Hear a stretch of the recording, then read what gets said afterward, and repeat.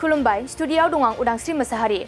Bodoland culture सेन्टारनि रुफाथि मायथाइ फोरबोजों लोगोसे 13थि रामफलबिल दख'रा रंजालि बैसागु फोरबो फालिथाय खुंफुंनाया मैया जोबनानै थांबाय।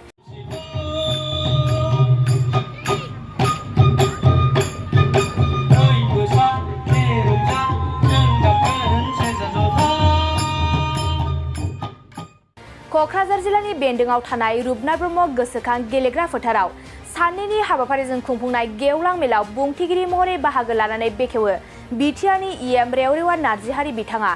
लोगोसे गाहाय आलासि महरै बाहागो लायो बिटिआरनि गाहाय मावफुं सोद्रोमा प्रमद बर' बिथाङा। लोगोसे बे हाबाफारियावनो दख'रा आफादनि बेन्दोंआव थानाय ओनसोलनि सानसुमैफोरजों लोगोसे गुबुन गुबुन राजखान्थि दोलोनि दैदेनगिरि बिथांमोनहाबो बे हाबाफारियाव बाहागो लायो।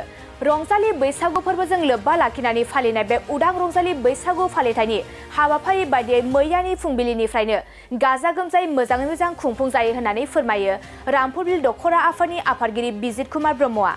आरो लोगोसे जोङो मैया बे हाबाफारियावनो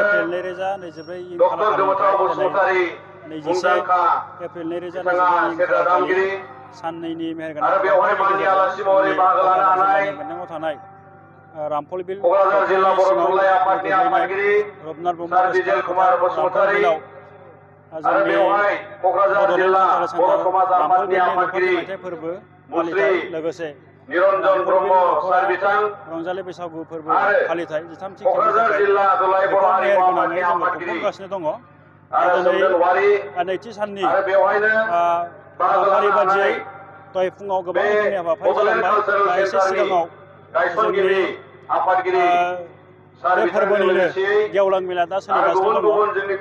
गेवलां मेलायावनो बेखेवगिरि आलासि महरै बाहागो लाफैनानै जोंखौ थुलुंगाखां होफैदों। आथिखालनि बड'लेण्ड हायुङारि गौथुम सरकारनि मावफुं सोद्रोमा रेवरेवा नार्जिहारि बिथाङा लोगोसे बे मेलायावनो गाहाय आलासि महरै बाहागो लाफैनानै जोंखौ गोबां रोखोमै सुबुरुन होफैनायजों लोगोसे सरकारनिफ्राय बड'लेण्ड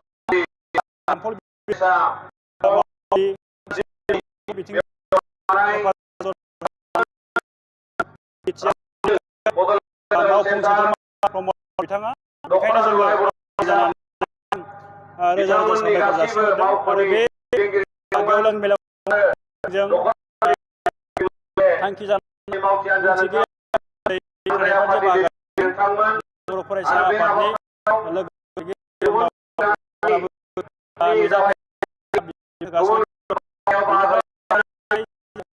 जोंनि फोरबोनि जोबथा हाबाफारि बायदियै 30 रिंगायाव हाबाफारि लादों। बे हारिमु मोनाबिलि आरो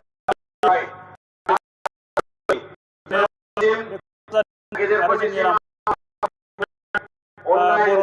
मुंदांखा प्रडिउसार बिगोमा लाफैनानै बे गोबांनि बर' सावथुन मुलुगनि मुंदांखा मेथाइ रोजाबगिरि लोगोसे मोनाबिलिखौ गाब गोनां खालामफैगोन। लोगोसे बे फोरबो साननैनि गेजेरजों जेरैबायदि फोरबोआव जोंनि ओनसोलनि अनगायै गुबुन फरायसा फरायसुलि बयबो बाहागो लाफैनानै जेरैबायदि लोब लोब नुजाफैनानै फोरबोखौ जाफुंसार खालामफैबाय। बेखौ जोङो रामफलबिल हालामा बा रामफलबिल दख'राया उननि समाव जे बर'नि दोरोङारिजों लोगोसे हारिमुनि बिथिङाव समाजनि गुबुन बिथिङाव खामानि मावनो थाखाय आरोबाव आथिखालनि दैदेनगिरि बिबानगिरिफोरा जोङो गोसो दुंखांनायमोन। बेखायनो जोङो साननैनि हाबाफारिया जोंनिया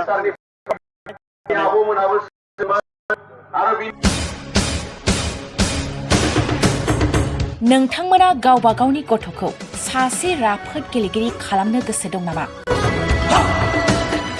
रायजोआरि हादरारि हादर गेजेर थाखोसिम गेलेगिरि खालामनो गोसो दंब्ला नोंथाङा गोबाव दा खालामसै। सासे राफोद रोंखा राखा गेलेगिरि खालामनो थाखाय नोंथाङा जानजि खाफ्रादो आरो मुं थिसनहैदो।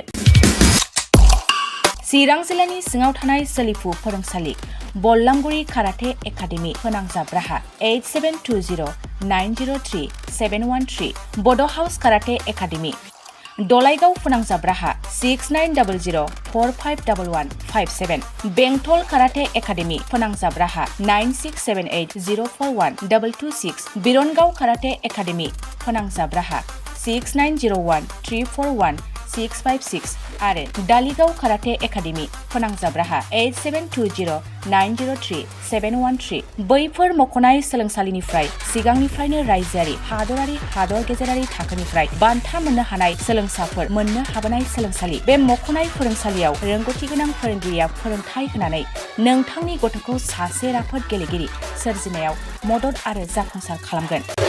अब्ला मानोथो गोबाव खालामनो थाबैनो मुं थिसनहैदो।